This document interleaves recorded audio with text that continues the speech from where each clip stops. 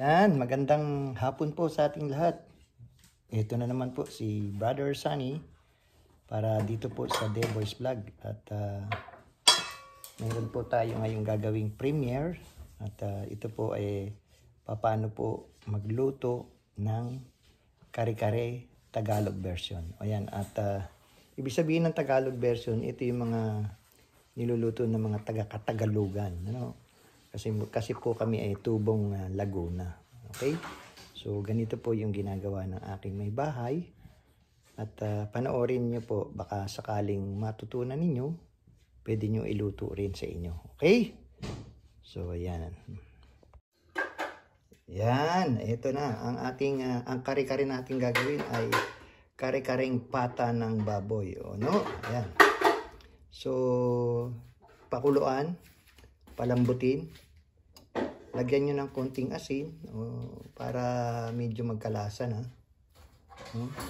Tapos ito naman yung giniling na bigas. Ayan, ha? Giniling na bigas. Ipa-fried na natin. Okay? Ito naman yung mani na giniling din. Mani na giniling. Okay? Wala tayong kangkong, spinach yung ginamit natin. Okay? Meron din tayong sitaw, pero wala tayong sitaw, beans ang ginamit natin. Dito po sa Amerika, bibihira po yung sitaw, no? Meron tayong pechay, ayan, pechay, kalabasa. Meron tayong talong. Yung talong hindi pa hinati, mangingitim kasi. Tapos ayan yung ating pechay, yung kasama yan ng pechay na ito. Okay? At meron tayong sibuyas. Ito yung bawang. Yung sibuyas namin, hindi po, piniprepare na kagad namin. Nilalagay na lang sa lalagyan. Hindi na naghihiwa. Luto na lang luto. Ito rin po yung tinatawag na bawang, no? Isang malaking bawang yan. Ginrind na rin ni tatay kaninang umaga. So, para hindi ho masira, lagyan nyo po ng olive oil or ordinary oil. Samahan nyo lang po yan. Ano? Ayan, para makita nyo po, no? Ayan, no? Ayan, ha? Ayan po yung ating bawang na ginagamit. Okay? Ayan, no? Meron langis siya. Tapos, pagkatapos niyan, meron din tayong Knorr cubes. Wala pa yung Knorr cubes. Ayan, Knorr cubes pala. Ayan. Meron din tayong atsuete. Ito yung atsuete. Ayan, atsuete. Yung atsuete powder yung ginagamit. Okay? At ayan, niluluto na natin yung bigas. Okay? Yung atsuete, piniprepare na, lalagay dito. Lalagay dito para tunawin, no? So, yan lang po yung muna yung ating at mamaya makikita nyo kung paano gawin paano lutuin ang special kare-kare. Pakita ko po sa inyo yung yung atsuete powder, yan, no? Mamacita atsuete anato powder. Anato powder. 2 packs lang po yung ginamit niya. 2 packs yung ginamit ni Mrs. Para may kulay naman, ano? Pagka maputla po, parang medyo kulang sa atsuete. Yan, yung atsuete pampaganda, pampasarap din, no? Okay? Yan, ako, ayan na yung umpisa. Nilagyan na ng mantika. Yan, tapos isinunod na yung anato seeds o yung tinatawag na atsuete, no? Ito po yung ito po yung bigas na bigas at saka yung peanut butter, mani pala, giniling na mani. Pinagsama na kasi tutunawin yan mamaya ni Mrs. Lalagyan ng sabaw para matunaw kagad, hindi na magbuo-buo pagka niluto. Yan na yan, yung atsuete. Nilagay na. So, yan, habang niluluto po, yan, tapos magigisa na ng bawang. Ayan. Lagyan ng bawang. Ayun, ang bawang. Yun, no? Isa. Dalawa. Mas maraming bawang, mas maganda. Pero wag naman yung sobra ba? Baka pumait eh. Tapos may konting mantika. Ayan. Para hindi rin po masira. Yan nilalagyan ng mantika. Pwedeng olive oil. Pwedeng ordinaryong oil. Pwede kahit anong klaseng langis. Wag lang langis ng sasakyan. Ayun Gisa-gisa lang muna tayo. Gisa-gisa. Ayan Ganun lang yan Kasimple. Simple. Yan. Kinuha ang sibuyas. Sebolya. Yan. Tingnan nyo kung gaano karami. Yun. Okay. Yan na po yung sibuyas. So, halo. Ayan, sinarado muna. Hinalo na nisis. Yun, ganun lang po yan, pagluluto, simple. Makikita niyo po ang super sarap yan. Paborito ko po yan, lalo na yung tuwalya, Kare-karing tuwalya. Ito special, kare-karing rin to. Pork patang. Patang baboy. Ayan, binili ko rin po yan kaninang umaga. Ang dami may umorder kasi kay misis na kaibigan mo. Ayan yung pata. Gisa. Ayan Hindi ako nagluluto, yung aming chef. Ayan, yung anato seed kasama na dyan, So, ayan nilagay naman yung kalabasa kasi yung kalabasa ay medyo matigas, Matigas na gulay yan. Kaya ayan, Palalambutin yung pag-gisa-gisa. Ganun lang yan, simple. Yung mga gusto ng kari-karing Tagalog, ayan, makikita nyo po kung gaano masarap yan. Sarap yan. Ayan, binuhos na yung sabaw. Ayan, kinuha lang yung konting sabaw ng pata. Para yung sabaw po siya. Ayan.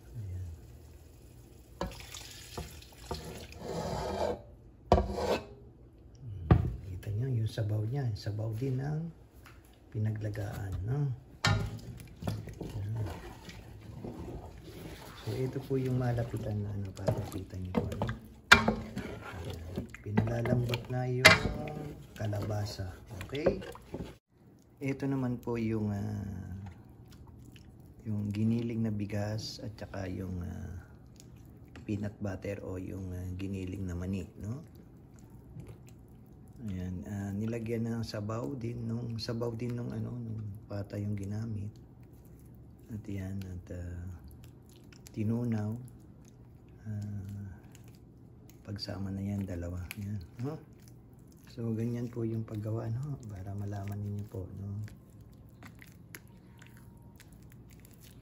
Yung sukat, depende na yan sa inyo, Kung gusto niyo mas marami, pwede. Kung gusto niyo konti, mas marami. Depende yan sa diskarte na nagluluto, Ayan, Diba? Ayan, so.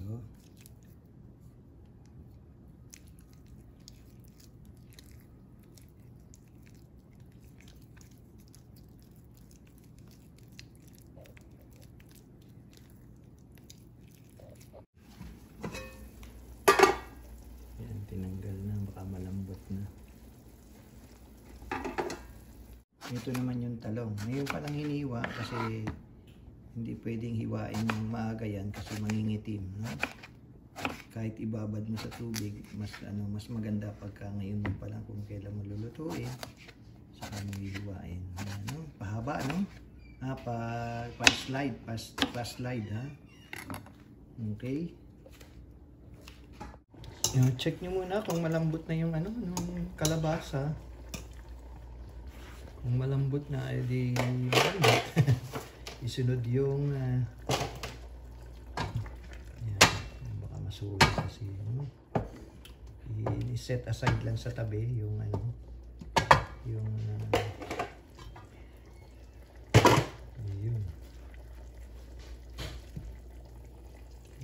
ng konting sabaw. Pero madaya naman to eh. Sobrang dami. Nilagay na yung pechay. Siguro, ano Yan. lang. Una yung ano, yung matigas na parte ng pechay ha. Wag muna yung ano. Wag muna yung Di wag na lahat. Sabi ni Stephen eh, kakain daw ngayon eh. Ano ba? no? Kita nyo yung mga gulay. Ayan, isa-isa na niya aalisin. Para na i-blanch na po, no? Pag medyo malambot na yan. Tignan ko malambot na. Ayan. Okay na yan. Okay na raw. Okay. Ayan. Malutong yan. Masarap yan. No? Kaya inaalis yun para hindi masyadong maluto, no? Pagka hindi nyo inalis yan, eh, ang technique ng misis ko, pinagsabay-sabay nyo, eh, ano, lalambot na masyado. Magiging parang, ano yan, parang lantutay. Tapos, lagay natin yung talong. Yan, eggplant.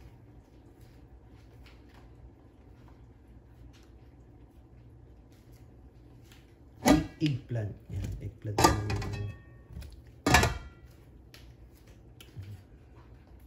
Tatlong pirasong talong yan. No?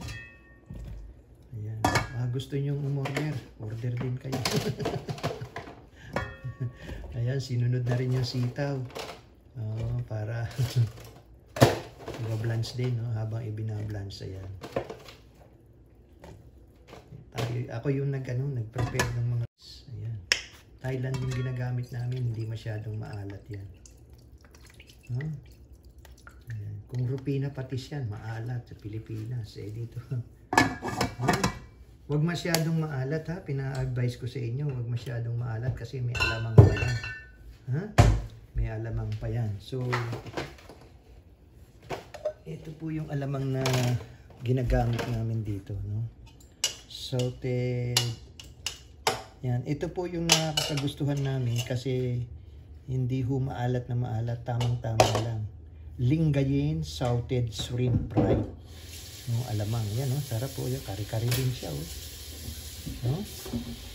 Ayan, baka meron kayong makita dyan sa inyong mga tindahan. Yan po ang gagamitin nyo. Huwag kayong gagamit na ibang brand kasi yung ibang brand, eh, hindi ho masarap minsan, eh. Mayroon pang may ibang lasa. Okay? Matigas, medyo matigas pa yung ano, yung kalabasa. Habang kumukulo siya, pinalalambot, sinunod na yung ano, yung sitaw at saka yung talong, yung dalawa, no? Sinabay na. Okay?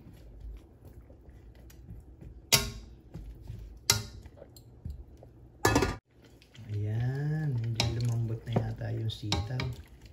Aalisin din yan ni Mami mamaya. Saka yung talong. Ayan, kung medyo malambot na yung ano, yung kalabasa, pwede nyo na rin alisin muna. Pero for the meantime, habang nandyan pa. Okay.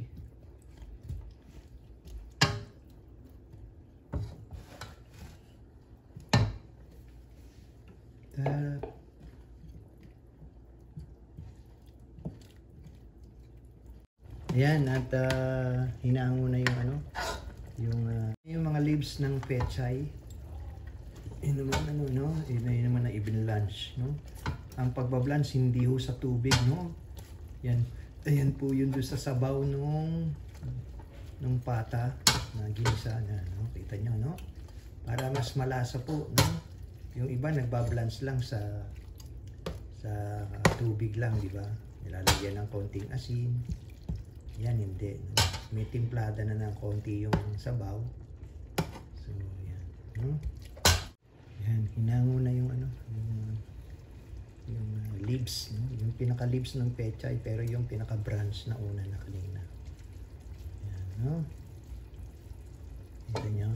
Ipakita ko ng malap para medyo. So, yan. Nasa tagiliran lang yung ano, yung kalabasa.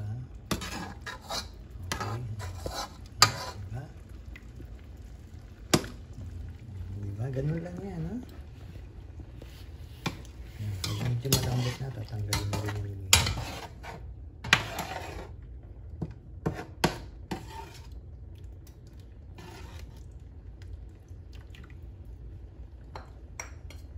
madami yan, mga kaibigan, madami yan.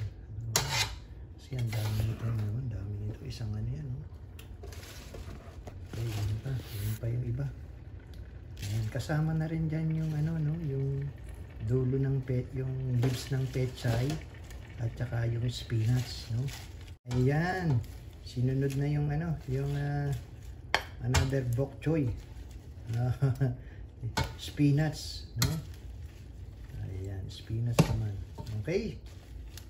Hindi pala pwede ang kangkong dyan, no? At kung pwede rin, nasa sa inyo yan, style ninyo, diskarte ninyo. Kung wala kayong pechay, pwedeng bok choy, no? Bok choy ang pwede nyo ilagay. Okay?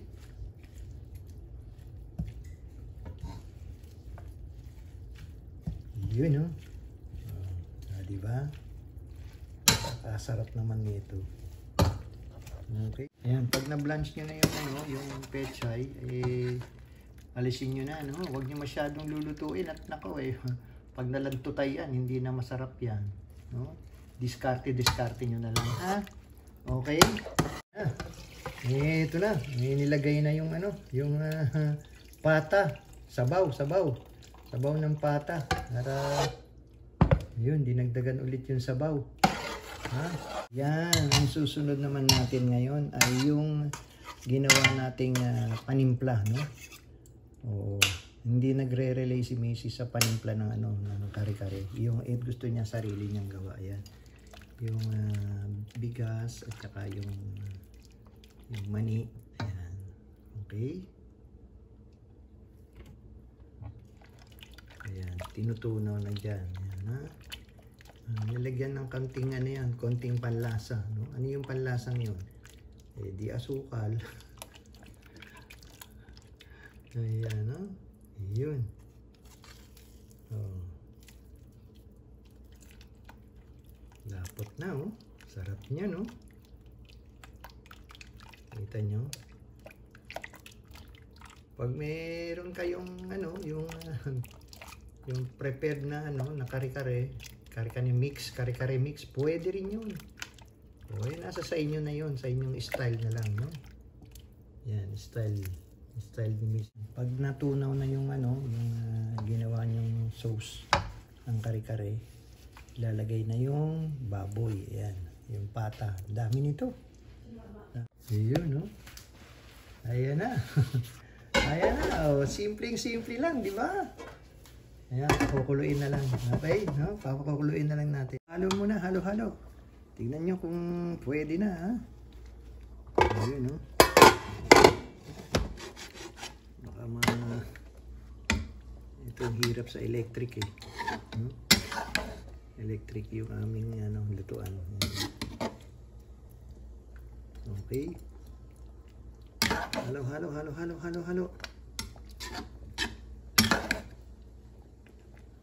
Ayun, no? Mekos pala, mekos. Alam niyo ba, hindi na tinanggal yung ano, ha? Yung kalabasa, ha? Tama-tama yan habang naluluto. Ayan, mekos tayo, ha? Okay. Yun, no? Ito na yung kalahati ng gulay, no? Ibig sabihin ng kalahati, yung kalahati, pwede nyo na isama. Tapos yung kalahati, pan-design mamaya. Pagka, hindi na daw nagdi-design. Pwede nang hindi lagyan kasi depende yan sa inyo, no? Ayan, sama-sama na siya. Uy, sarap. Sus, Ginoo. Food trip na naman ito si Amang. Amang! Yun, no? Sarap-sarap naman yan. Iling-iling ka dyan. Ayun, no? Sus, Ginoo. Ayan na yung mga ano. Diba? Kanya-kanya ng design ng ano. Ha? Tignan nyo naman yung kulay. Ha? Tignan nyo yung kulay. Ayan. nilagay na yung final na lahat ng gulay pinagsama-sama. At konting-konti na lang yan at matatapos na yung ating kare-kare. Kare-kare Tagalog version. Yung mga kare-kare ng mga Katagalugan. Yun, no? Ayan, ako, sarap. Mamaya i-testingin natin. Ayan natin ang yung mga gulay, no? Yun, ayan, pakukuluin na lang ng konting kulo. Ayan, ako, sarap. Sige po mga kaibigan, paki-like and share muna tayo bago tayo bago tayo magtapos, no? Paki-like and share para habang tayo nagte-testing mamaya nakita nyo naman kung gaano kasarap yan. Ayun. Okay, see ya! So ayan na at kumbaga sa pinipreparasyon na dalawang ang nangyari, dalawang kalahating malaking tray. Malaki na yan, no? Magsawa na sila dyan. Ilang pamilya na makakakain yan. Parang 2 tao lang yata. 4 yata na tao lang yata kakakain ito. Yun, no? Sarap.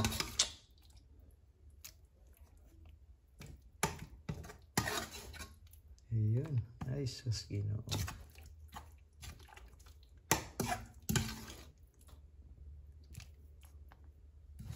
Dito sa side. Yan. Ayan, ako, magandang hapon po ulit sa ating lahat. Ito muli si Brother Sunny. Ito na po yung huling yugto ng ating pong luto time, no? At tikiman time tayo ngayon. So, ito na po yung tikiman time. Ayan, pakita ko po sa inyo. Ayan, Yan ang ating kare-kare. Yan, tikiman time tayo. Nako, Diyos ko. Ang kasarap nito. Yan. Tikman muna natin yung kung malambot na yung Yan, ito na. Mainit pala.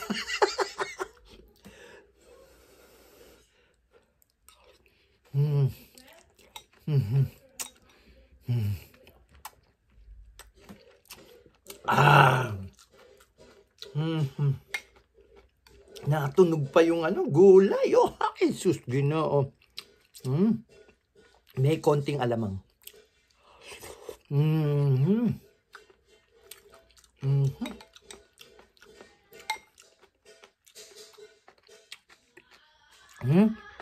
Naririnig nyo?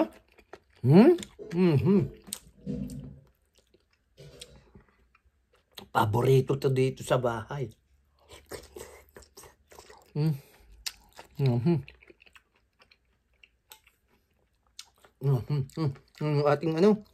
Ating pata.